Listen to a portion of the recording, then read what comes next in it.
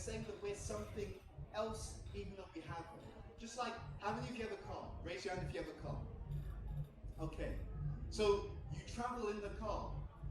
You move within that particular vehicle to get to a certain destination. At the same time, you know that you and the vehicle are different. So Krishna told Arjuna, you're not this body. Why was that such an important teaching? The reason why it was such an important teaching is because it had implications about how we live. Profound implications about how we live. When I started to look at this more and more in detail, I understood that a person's activity is based upon their identity. You see the point? Depending on who I think I am, that determines what I spend my time and energy on.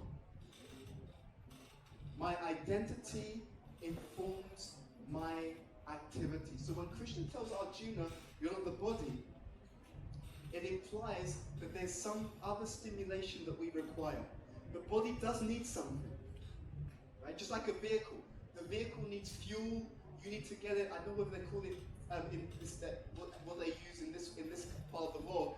In the UK, they call it MOT. You have to get it checked up regularly to make sure it's still working properly, it's still good to use on the road. The body does have some needs, very important, and those needs are not to be neglected, right? They should be taken care of. But if we're not the body, then it means that along with taking care of the physical needs, there's also a requirement to take care of the deeper needs of what Krishna calls the Atma, the inner being, the self. This became even more important to me because I started to see something, and I'm going to be very honest with you. I started to see that certain people I knew, what was happening is as they became old, as their body became old, they started to look at the people who were younger and they were a little bit annoyed. How come your body's so young? How come you got so much energy? Why have you got no wrinkles? It is amazing. It became clear to me that this is normal for all bodies. It's normal for all bodies to transform. But if I spend my entire life identifying with my body, then when my body goes down, I also go down. What I started to understand through the pages of the Bhagavad Gita is that Krishna was giving me an alternative. He was giving me a way out. He was saying, yes, BBD, pay attention. He was saying to me, yes, everyone's body is going to grow old. Everyone, including yours.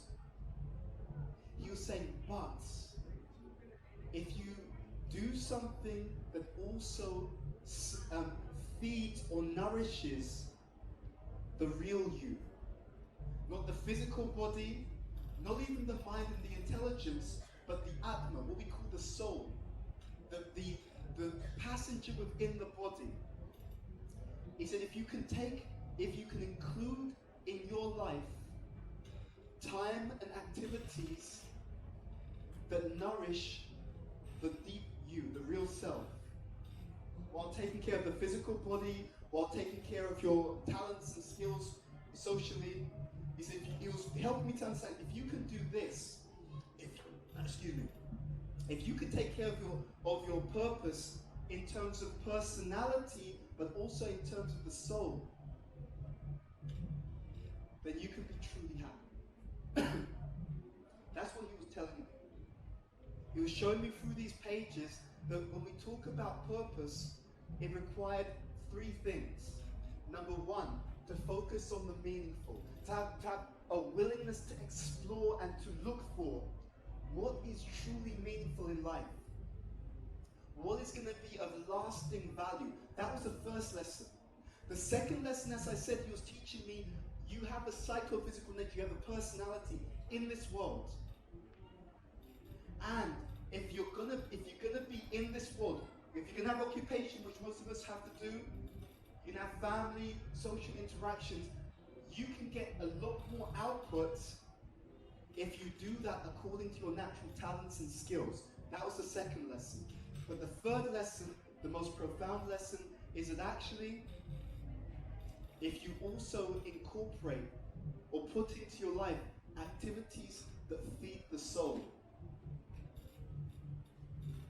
then no matter what happens to you physically, no matter what happens to you mentally, no matter what happens to you emotionally, you'll be deeply satisfied.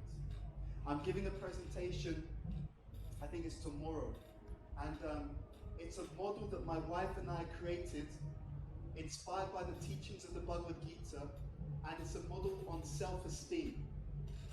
One of the reasons why we created this model is because we immediately understood more and more that oftentimes in our modern society, people are trying to achieve something external as a substitute for feeling so empty internally.